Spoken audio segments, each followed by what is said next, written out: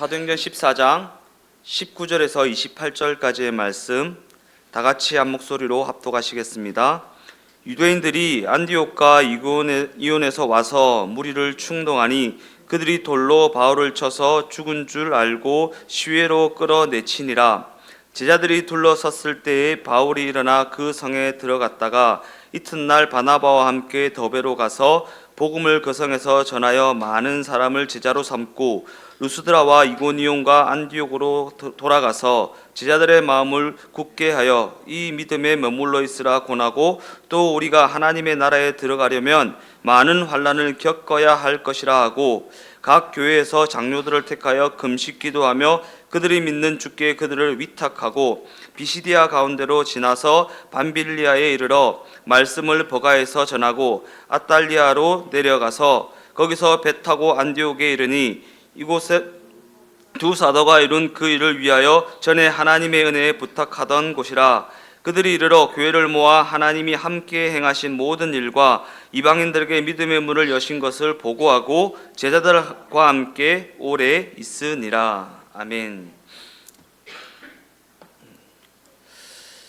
오늘 저는 읽으신 본문의 말씀을 가지고 하나님이 그렇게 하시겠다고 하시니, 하나님이 그렇게 하시겠다고 하시니, 이러한 제목을 가지고 함께 은혜를 나누어 보겠습니다.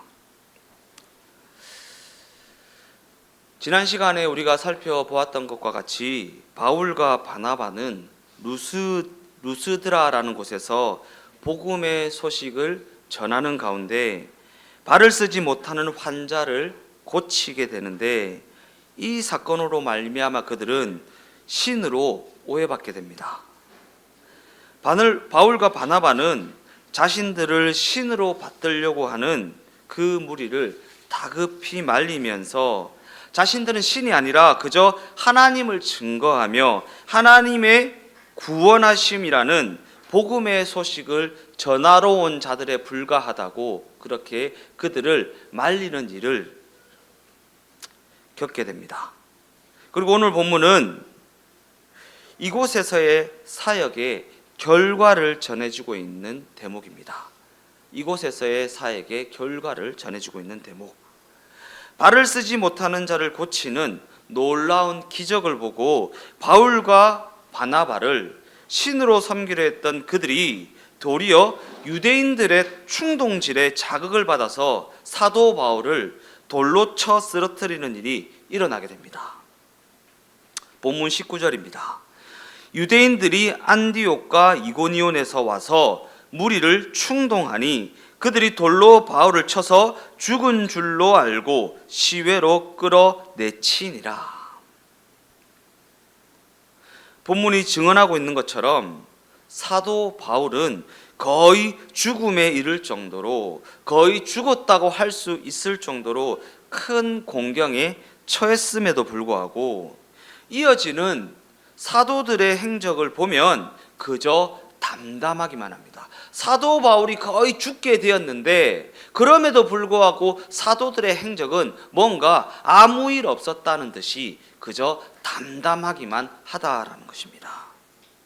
사도행전 14장 20절에서 23절까지의 말씀입니다. 제자들이 둘러섰을 때에 바울이 일어나 그 성에 들어갔다가 이튿날 바나바와 함께 더베로 가서 복음을 그 성에서 전하여 많은 사람을 제자로 삼고 루스드라와 이고니온과 안디옥으로 돌아가서 제자들의 마음을 굳게 하여 이 믿음에 머물러 있으라 권하고, 또 우리가 하나님의 나라에 들어가려면 많은 환난을 겪어야 할 것이라 하고, 각 교회에서 장로들을 택하여 금식 기도하며 그들이 믿는 주께 그들을 위탁하였다. 돌에 맞아 죽은 줄로만 알았던 사도 바울은 여러 신자들이 보는 가운데 다시 일어나서 바나바와 함께 처음 왔던 길을 이용하여 안디옥으로 되돌아가게 됩니다. 그런데 안디옥으로 되돌아가는 그 여정 가운데서도 수많은 일이 발생했을 것임에도 불구하고 성경은 그에 대한 내용을 전혀 다루고 있지 않습니다. 더 나아가 돌에 맞아 죽을 뻔했던 바울의 심경에 대해서도 아무런 언급을 하지 않습니다. 어떻게 이럴 수가 있는가? 나한테 돌을 던진 이 무리여, 너희는 천벌을 받을 것이다. 하나님, 저 사람들을 그냥 놔두지 마십시오. 이럴 수는 없습니다. 라고 하는 바울의 항변이 전혀 기록되어 있지 않다라는 것입니다. 예. 우리 같았으면 내가 복음을 전하는 가운데 돌에 맞았고 돌에 맞아 죽는 줄만 알았는데 하나님께서 나를 살려주셨고 그래서 내가 이 자리에 있는 것입니다. 보십시오 여러분, 하나님이 살아계십니다. 뭐 이런 식으로 무용담을 늘어놓았을 것 같은데, 성경은 전혀 바울의 어떠함이라는 그 부분을 언급하고 있지 않습니다. 바울이 겪은 그 일이 늘 겪게 되는 일상적인 광경이라도 되는 듯이 사도들은 묵묵히 자기 할 일에만 집중할 뿐이고, 이에 대해 성경은 사도들은 그저 맡겨진 자기 역할을 말없이 수행하고 돌아왔다라는 증언만을 하고 있다라는 것이, 사람이 죽을 뻔했는데 죽을 만큼 핍박을 당하고 그 가운데 하나님의 복음을 전하고 돌아왔는데 그에 대한 내용을 전혀 언급하고 있지 않습니다. 그들이 겪는 그 일이 늘 겪게 되는 일상적인 광경이라도 되는 듯이 말입니다. 당시 무리들은 사도 바울을 공공장소에서 돌로 쳐 죽이려 했습니다. 공공장소에서 누군가를 돌로 친다라고 하는 것은 당시 사회 분위기가 이러한 행동을 용납하고 있다라는 것을 보여주는 대목입니다. 공공장소에서 돌로 쳐 죽이는 그런 일들이 공공연하게 벌어질 수 있다라는 것은 당시 사회적 분위기가 이러한 행동을 용납하고 있었다라는 것입니다. 그리고 사도행전은 바로 이러한 분위기 속에서 하나님이 뜻하신 일이 이루어지고 있다라는 사실을 증언하고 있는 것입니다. 이러한 분위기 속에서요. 이와 마찬가지로 우리는 예수가 그리스도로 믿어진 자로 살며 하나님께서 우리에게 요구하시는 대로 순종으로 살아감에도 불구하고, 순종하며 살아감에도 불구하고 이 세상은 그런 우리를 알아주기보다는 오히려 적대적이기만 합니다. 매몰차게 우리를 몰아치는 경우가 더 많이 있습니다. 그리고 이것은 이 세상을 살아가는 하나님의 자녀들이 감당해야 할, 하나님의 자녀들의 신앙 여정 가운데 다가오는 첫 번째 도전이면서 중대한 시험거리라고 할 수 있습니다. 이 사실에 우리가 시험을 받을 때가 얼마나 많아요. 하나님, 내가 예수를 이렇게 잘 믿는데 나한테 왜 이런 일이 있습니까? 라고 말입니다. 이에 대해 우리는 하나님이 창조주가 되시고 모든 역사의 주인이 되신다고 하시면서 어떻게 하나님의 뜻을 거스르는 그 세력이 득세할 수 있단 말인가? 라고 하는 그러한 의문을 품게 되기도 합니다. 좋은 게 좋은 것 아닙니까? 라는 생각을 하는 우리는 뭔가 환난을 당하는 삶보다 뭔가 순풍을 타고 가는 듯한 삶이 우리가 하나님의 뜻을 이루어가는 것에 훨씬 더 도움이 될 것 같이 여겨지기 때문입니다. 뭔가 환난을 당하는 삶보다 순풍에 돛단 듯이 쫙 갔으면 좋겠는데, 문제도 해결되고 병도 고침받고 세상에서 높임받고 부유하게 나누고 꺼주고 베풀어줘도 부족함이 없는 그러한 삶이 되면 우리를 통해 하나님의 뜻이 이루어지는 것이 더욱더 순탄할 것만 같은데, 그러지 못한 삶을 바라보면서 원망하고 불평하고 이 마음이 상할 때가 얼마나 많이 있냐라는 것입니다. 예수를 믿는다고 하는 많은 사람들이 이러한 생각을 하고 있고 그러한 기대를 품고 있다는 것이 우리의 신앙 현실입니다. 그러나 사도 바울은 그에 대한 답변을 자신의 사역 현실을 통해 보여주고 있습니다. 좀 긴 말씀이지만 빌립보서 1장 12절에서 21절까지의 말씀을 다 같이 한번 읽어보겠습니다. 형제들아, 내가 당한 일이 도리어 복음 전파의 진전이 된 줄을 너희가 알기를 원하노라. 이러므로 나의 매임이 그리스도 안에서 모든 시대 안과 그 밖의 모든 사람에게 나타났으니 형제 중 다수가 나의 매임으로 말미암아 주 안에서 신뢰함으로 겁없이 하나님의 말씀을 더욱 담대히 전하게 되었느니라. 어떤 이들은 투기와 분쟁으로, 어떤 이들은 착한 뜻으로 그리스도를 전파하니 이들은 내가 복음을 변증하기 위하여 세우심을 받은 줄 알고 사랑으로 하나 그들은 나의 매임과 괴로움을 더하게 할 줄로 생각하여 순수하지 못하게 다툼으로 그리스도를 전파하니라.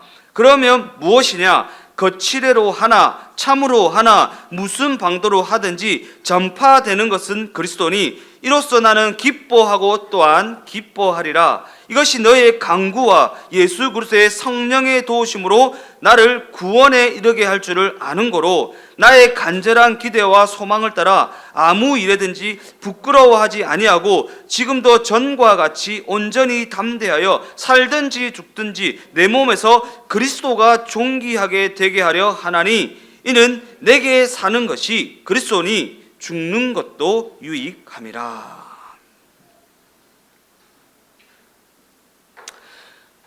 지금 사도 바울이 처해 있는 현실은 감옥에 갇혀 있는 상황입니다. 지금은 자유로운 몸을 가지고 힘써 사역을 해도 부족할 시기인데 이렇게 감옥에 갇혀 있는 이 상황이 사도 바울 스스로가 보아도 이해가 되지 않았을 것입니다. 상식적인 선에서 생각을 해보아도 하나님이, 창조주 하나님이, 전능하신 그 하나님이 로마라는 권력조차 이기지 못하고 당신의 종마저 보호할 수 없는 하나님이라면 복음을 전하는 데에 큰 장애가 될 것이 분명해 보입니다. 감옥에 갇힌 자기 스스로가 하나님의 복음을 전하면 야, 니나 잘해라 이렇게 하지 않겠습니까? 예전에 저희 집이 진짜 찢어지게 가난할 때 큰 집에 이제 명절 때 가서 예수 믿으라고 복음을 전하면 야, 니 사는 꼬라지를 봐라. 니나 잘 먹고 잘 살아라. 무슨 그렇게 사는 주제에 뭐 예수 믿으라고 전하냐라고 돌아왔던 고모의 답변이 잊혀지지 않습니다. 그런 거지 않겠습니까? 이런 상황이 감옥에 갇혀 있는 사도 바울이 예수 믿으라고 복음을 전하면 야, 니 꼬라지를 한번 봐라. 감옥에 갇혀 있는 주제에 무슨 예수 믿으라고 전하냐라고 말하지 않겠습니까? 우리의 생각이 그러하다라는 것입니다. 하나님이 로마라는 권력조차 이기지 못하고 당신의 종마저 보호할 수 없다면 복음을 전하는데 큰 장애가 되지 않겠는가라는 생각 말입니다. 그런데 사도 바울은 자신의 서신을 통해 자신이 붙잡힌 바 됨으로 말미암아 그가 활발히 돌아다니며 전도를 할 때보다 더욱 좋은 결과가 일어났다라는 그러한 증언을 하고 있습니다. 오히려 빌립보 교회는 이로 말미암아 믿음에 더욱 힘있게 서게 되었다라고 그렇게 말하고 있는 것입니다. 평소에 사도 바울에게 시기심과 경쟁심을 품고 있었던 사람들은 사도 바울이 잡혔다라는 그 소식에 그거 잘 됐다 라고 말하며 그 틈을 타서 기득권을 차지할 목적으로 더욱 열심을 냈다라고 증언하고 있습니다. 사도 바울이 모든 교회의 담임 목사와 같이, 총재 목사와 같이 기득권을 쥐고 있었는데 사도 바울이 감옥에 갇혔다고 하니까 그동안 사도 바울 때문에 길을 펴지 못했던 사람들이 그거 잘 됐다, 이 틈을 타서 나도 열심히 해서 기득권을 좀 차지해 보겠노라 하면서 그리스도를 전하는 일에 열심을 냈다라는 것입니다. 그리고 한편으로는 그동안 뒤에 물러나 있었던 사람들은 사도 바울이 잡혀있는 이 상황이 너무나도 안타까워서 선생님이 잡혔으니 나라도 열심을 내야 하지 않겠는가 라고 말하면서 새롭게 일어나는 일이 일어나게 되었다라는 것입니다. 사도 바울이 홀로 했으면 결코 성취할 수 없었던 그 일이 그가 옥에 갇히게 되자 더욱 풍성한 열매로 결실하게 되는 일이 일어나게 되었다라는 것입니다. 사도 바울이 그 자리를 지키고 있었으면 사도 바울이 시기하는 자들은 일부러라도 열심을 내지 않았을 것입니다. 그죠? 그리고 뒤에 물러나서 뭔가 하고 싶지만 할 일이 없어서 놀고 있었던 사람도 그 현장에 들어올 수 없었을 것입니다. 그러나 사도 바울이 감옥에 갇히는 그 일로 말미암아 사도 바울이 그 자리를 차지하고 있었으면 도무지 할 수 없었던 그 일이 일어나게 되었다라는 것입니다. 그래서 이렇게 고백하고 있는 것입니다. 빌립보서 1장 18절 하반절 말씀이요. 전파되는 것은 그리스도니 이로써 나는 기뻐하고 또한 기뻐하리라. 내가 옥에 갇힌 것이 뭐가 그리 중요하냐?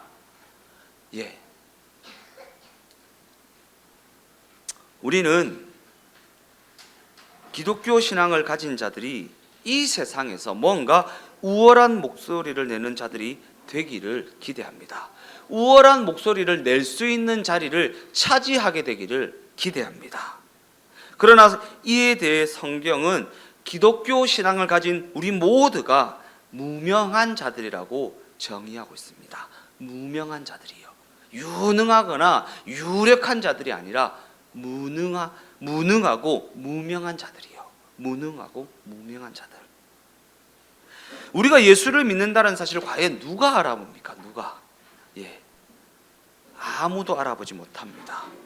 우리가 기대하는 바와는 달리 우리가 예수를 믿는다라는 사실을 뭔가 화끈하게 보여줄 만한 그 무엇이 우리에게는 없다라는 사실이 솔직한 현실입니다. 내놓을 게 없습니다. 그러나 사도 바울은 이어지는 서신의 내용에서 이렇게 고백하고 있습니다. 빌립보서 1장 21절이요. 이는 내게 사는 것이 그리스도니 죽는 것도 유익함이라. 내게 사는 것은 그리스도니 죽는 것도 무능해지는 것도 무명해지는 것도 유익함이라. 유익함이라. 성도된 우리 각 사람에게 과연 이 구절이 제시되지 않았다면 성도된 우리는 우리에게 일어나는 수많은 일들을 도무지 이해할 수 없었을 것입니다. 그러한 관점에서 아무 쓸모도 없는 것으로도 하나님이 일을 하신다라는 그 사실을 너무나도 잘 알고 있었던 사도 바울은 더 오래 견뎌내어서 그 일하심을 알리고자 했습니다. 더 오래 견뎌내어서, 더 오래 살아내어서, 이는 죽는 것보다 사는 것이 나아서 더 살겠다고 하는 것이 아닙니다. 왜냐하면 어떠한 관점에서는 사도 바울에게는 죽는 편이 더욱 나은 것이기 때문입니다. 더 좋은 것이기 때문입니다. 그에게 죽음이라는 것은 영원한 천국에서의 삶이 시작된다라는 것을 의미하는 것이기 때문입니다. 그러나 반면에 그가 살아있으면 어떠합니까? 살아있으면 여전히 아무것도 아닌 존재, 곧 무명한 자로서의 삶을 살아내야 할 뿐입니다. 무명한 자로서의 삶을 살아내야 할 뿐이다. 그런데 하나님께서는 이러한 무명한 자들의 삶을 통해 무엇인가를 하시겠다고 하십니다. 우리처럼 무능하고 무명한 자들의 삶을 통해 무엇인가를 하시겠다고 하십니다. 그래서 사도 바울은 그럼에도 불구하고 더 살아보겠다고, 더 견뎌 보겠다고 그렇게 결심하고 있는 것입니다. 그리고 빌립보서 2장에는 하나님이 일하시는 그 방법이 예수 안에서 이렇게 제시되고 있습니다. 빌립보서 2장 5절에서 12절까지의 말씀. 너희 안에 이 마음을 품으라. 곧 그리스도 예수의 마음이니 그는 근본 하나님의 본체시나 하나님과 동등됨을 취할 것으로 여기지 아니하시고 오히려 자기를 비워 종의 형체를 가지사 사람들과 같이 되셨고 사람의 모양으로 나타나사 자기를 낮추시고 죽기까지 복종하셨으니 곧 십자가에 죽으심이라. 이러므로 하나님이 그를 지극히 높여 모든 이름 위에 뛰어난 이름을 주사 하늘에 있는 자들과 땅에 있는 자들과 땅 아래에 있는 자들로 모든 무릎을 예수의 이름 앞에 꿇게 하시고 모든 이름으로 예수 그리스도를 주라 시인하여 하나님 아버지께 영광을 돌리게 하셨느니라. 그러므로 나의 사랑하는 자들아, 너희가 나 있을 때뿐 아니라 더욱 지금 나 없을 때에도 항상 복종하여 두렵고 떨림으로 너희 구원을 이루라.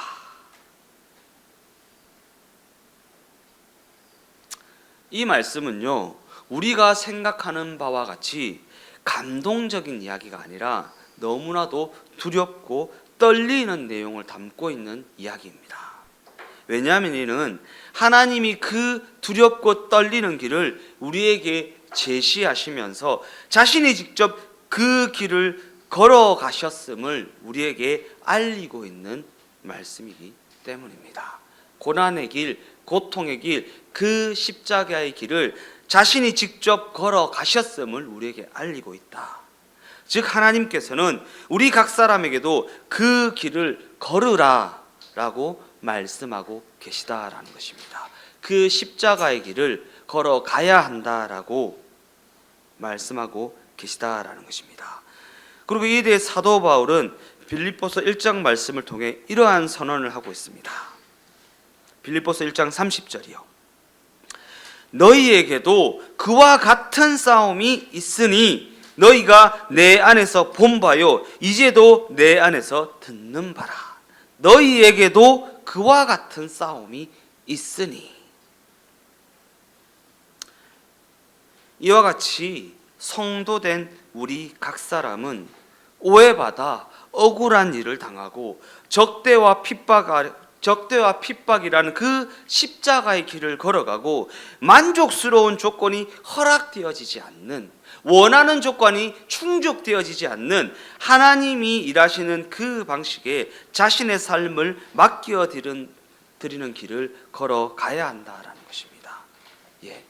만족스러운 조건이 허락되어지지 않는, 원하는 조건이 충족되어지지 않는 하나님이 일하시는 그 방식에 자신의 삶을 맡겨드리는 삶을 살아내야 한다라는 것입니다. 오늘 본문에서 본 바와 같이 사도 바울이 감당했던 그 일이 무엇입니까? 그저 돌에 맞아 쓰러지는 일입니다. 경건하다라는 유대인들이 와서 그를 돌로 쳐 쓰러뜨리는 그 일을 그저 감수하는 일입니다. 사도 바울의 이러한 삶의 여정을 보고 예수가 믿어진 인생이 무엇인지, 예수가 믿어진 인생이 걸어가야 할 길이 어떠한 길인지 깨닫게 되어야 한다라는 것입니다. 이처럼 우리는 우리의 삶 가운데 하나님이 어떻게 일을 이루어 가시는지 깨달아야 합니다. 하나님이 어떻게 일을 이루어 가시는지. 물론 우리는 남이 보란 듯이 멋들어지게 살고 싶고 그 삶이 유능해졌으면 좋겠다라는 생각을 할 때가 많이 있습니다. 그러나 그럼에도 불구하고 하나님은 당신의 자녀들이 그렇게 살게 해주지는 않습니다. 당신의 자녀들이 그렇게 살게 해주지는 않습니다. 왜냐하면 세상에 있는 그 어떤 것도 예수를 대신하는 것이 되어서는 안 되기 때문입니다. 세상에 있는 그 어떤 것도 그 무엇도 예수를 대신하는 것이 되어서는 안 되기 때문이고 과연 그렇게 될 수도 없기 때문입니다. 이게 하나님의 자녀들을 향한 하나님의 사랑하심입니다. 사랑하심입니다. 하나님이 우리를 사랑하시기 때문에 우리한테 그러한 일들이 있어지는 것입니다. 세상에서는 로또도 잘 당첨되던데, 세상에서는 성공도 잘 하던데, 세상에서는 그냥 넘어져도 로또에 당첨되던데, 나는 왜 이렇게 땅을 파도 안 되는가? 라는 생각을 하십니까? 하나님의 사랑하심입니다. 하나님의 사랑하심. 하나님의 자녀들의 삶에 그 어떤 것도 예수를 대신하는 것이 있어서는 안 된다라고 하는 하나님의 사랑하심입니다. 그러기에 예수가 그리스도로 믿어진 우리는 예수가 누구이시며 그가 무엇을 하셨는지, 그가 무엇을 선포하셨으며 그가 무엇을 끌어안으셨는지를 올바로 알고 우리 또한 그 길을 걸어가야 한다라는 것입니다. 예수가 이 땅에서 하신 일이 무엇인가? 우리는 작은 예수로서 이 땅에서 삶을 살아내야 한다고 하지 않습니까? 그러면 예수께서 이 땅에서 어떠한 방향성을 가지고 어떠한 목적을 가지고 어떠한 삶을 살아내셨으며 어떠한 메시지를 선포하셨는지를 들여다보시라는 것입니다. 이 땅에서 성공하는 것입니까? 이 땅에서 높아지는 것입니까? 이 땅에서 잘 먹고 잘 사는 것입니까? 예수님이 과연 그것을 목적하셨습니까? 아니요. 하나님의 통치함 가운데 거하는 것을 목적하셨습니다. 하나님의 통치함 가운데 거하는 것을 목적하셨다.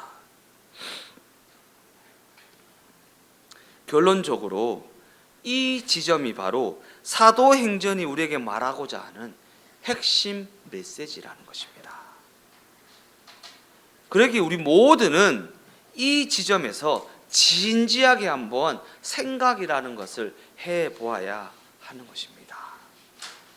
오해를 받아 너무나도 분하고 너무나도 억울함에도 불구하고 예수를 믿는 삶을 살아내시겠습니까? 혹은 세상이 뭐라고 하면, 세상이 오해를 하고 세상이 실패를 가져다 주면 그 길에서 떠나버리시겠습니까? 내가 만족할 만한 상황과 조건이 주어지지 않는다고 해서, 내가 원하는 것들이 주어지지 않는다고 해서 그 길에서 떠나버리시겠습니까? 물론 그럼에도 불구하고 우리는 우리 스스로가 그 길에서 결코 떠나버릴 수가 없습니다. 왜냐하면 성도된 우리의 삶은 우리에게 선한 의도를 가지고 계신 하나님의 손에 강력하게 붙들려 있는 삶이기 때문입니다. 더 나아가 우리가 그 길을 갈 수 있는 것은 우리의 결심이나 우리의 실력이라는 우리의 어떠함 때문이 아닙니다. 더욱 크고 위대하신 하나님이 우리의 하나님 되어주심에 그 근거를 두고 있다라는 것이 우리의 실력이 아닙니다. 우리의 결심이 아닙니다. 우리의 의지가 잘 살아보겠노라, 그 길을 한번 가보겠노라, 십자가를 한번 져보겠노라 라고 하는 우리의 결심이나 우리의 실력이 아닙니다. 하나님이 우리의 하나님 되어주셨다라는 그 사실에 근거를 두고 있다라는 것입니다. 우리는 그를 통해 하나님을 알게 된 인생이기 때문이고, 그로 말미암아 하나님이라는 그 강대하신 존재 앞에 항복을 하게 된 인생이기 때문입니다. 많은 경우 우리는 신앙생활을 하면서 자꾸 하나님 앞에 무엇인가를 빌게 됩니다. 조금만 봐달라고 빌고, 조금만 봐주시면 조금 더 견뎌 보겠다고 빌고, 이것 좀 해결해 달라고 빌고, 저것 좀 해결해 달라고 빌고, 자꾸만 빌게 됩니다. 그런데 그렇게 빌고 있는 우리의 기대와는 달리 상황은 나아지지 않는 것 같습니다. 뭔가 더욱 억울해지는 것 같고, 더욱 오해받는 것 같고, 더욱 비참해지는 것만 같습니다. 그죠? 이제 어떻게 하시겠습니까? 이제 어떻게 하시겠습니까? 이러한 상황에 직면한 우리 각 사람에게 오늘 본문은요, 고생하며 수고하며 견디며 살아 있으라고 권면합니다. 견뎌내라고, 살아내라고, 고생스럽지만 조금만 더 참아보라고 권면합니다.